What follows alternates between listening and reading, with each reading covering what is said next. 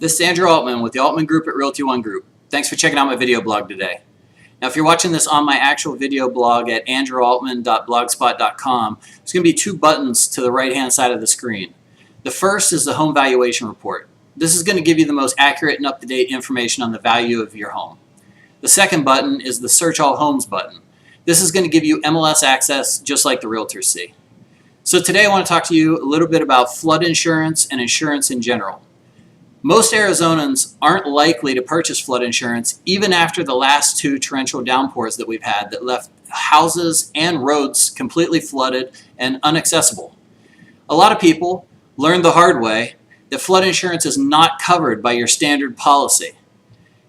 81% of people, by a recent bank rate survey, said that they didn't even know that flood insurance was an optional coverage and wasn't included.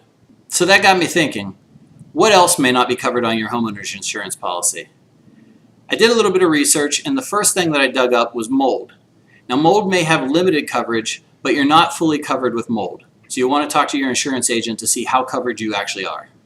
Number two is a sewer backup. As you can imagine, this is pretty important. You don't want sewage backing up in your house. For a small rider, $40 to $50 a month, you can add this on to your current policy. Number three is sinkholes.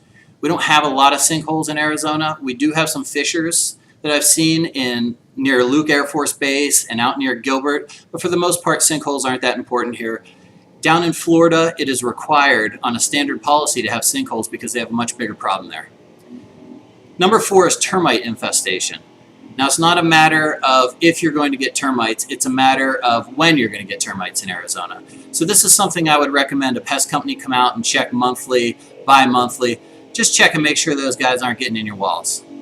Number five is the nuclear power plant accidents. And we do have a nuclear power plant just in the West Valley there.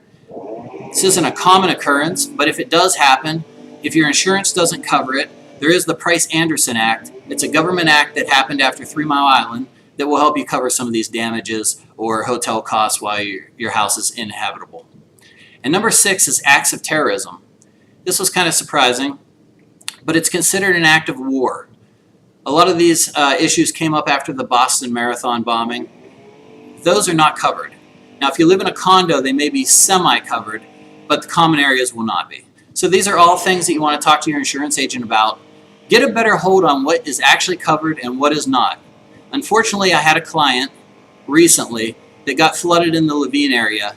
She's still digging out after $10,000 to $20,000 worth of damage. So think about that, talk to your insurance agent, and as always, if you know anyone buying or selling real estate in the next 90 days, give me a call. Andrew Altman at the Altman Group at Realty One Group, info@tagrealestateaz.com, or you can call me on the number on the screen.